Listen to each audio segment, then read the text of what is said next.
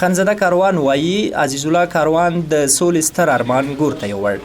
خانزاده کاروان وایي عزیز الله کاروان ستر ارمان درلوده چې هیواد مو له روانې خونړۍ جګړې نجات پیدا کړي او افغانان د امن او سولې په فضا کې له خوښیو ډک ژوند مخته یوسي.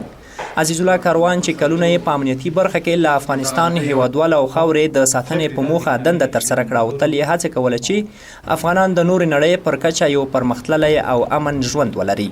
موږ سولې ته تږي سوله غواړو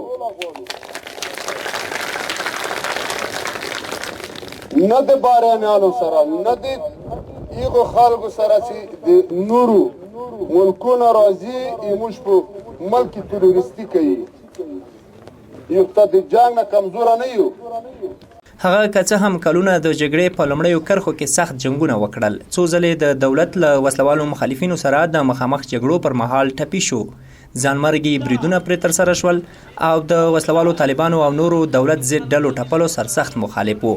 خو په دې وروستیو کې ستر ارمان دا و چې هیواد ته سوله راشي او نور د افغان وژنې او وینو تویولو لړۍ ته د پای ټکی کېښودل شي. د کاروان کشر ورور خانزاده کاروان وایي که څه هم د عزیز کاروان تشه احساسوي خو د هیواد او ولس ساتنې مورال یې نه دی بایللی او د هغه لار به تعقیبوي. خانزاده کاروان وایي کله چې خپل کور او د هغه د ناستې ځای ته ورځي او اولادونه یې ویني نو د هغه نه شتون احساسوي، خو تل هڅه کوي دغو چیلنجونو او مشکلاتو ته تسلیم نشي او په پوره میړانه خپله دنده مخته یوسي. خصوصا ماته ټوله پکتیکا ته دردونه ډېر دي نو خلیګا احساس کوو ټوله پکتیکا ورباندې ړنګ دی، خپل کور هم ورباندې وران دی، خو دا ویایم چې خلیګا به هم نه احساس کوو. په د وطن باندې مین او د وطن سره ډېره مینه وه نو په ده باندې د شهادت جام اخیستی نو په ده باندې زه افتخار کوم. په ورته مهال خانزاده کاروان له پکتیکاوالو مننه کوي چې دی یې د عزیز کاروان ځایناستی وټاکه او په ده یې باور وکړ.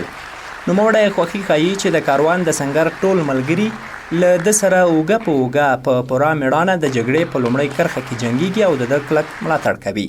اول د پکتیکاوالو نه چې په ما باندې دا اعتماد کړی، ما ته یې دا مسؤلیت راکړی او ما سره دوی تللي، تشکري کوم د ټولو پکتیکاوالو نه، د غیرتي پکتیکاوالو نه.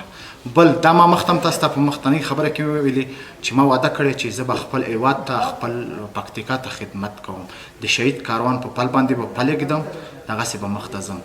ما ته پکتیکا، غزني او کابل دا ټول د ما کور دی، زه به هر چېرته ځم چې چېرته مې دښمن وي زه په افتخارات ورځم.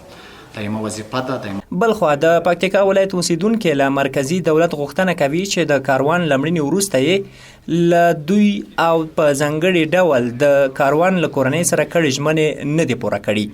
دوی زیاتوي تر اوسه یې له نیمایي زیاتې کړې ژمنې لا هم نه دي عملي شوي. موږ هلې ځلې وکړې، کابل ته لاړو، د رئیس صاحب جمهور سره وغږېدو.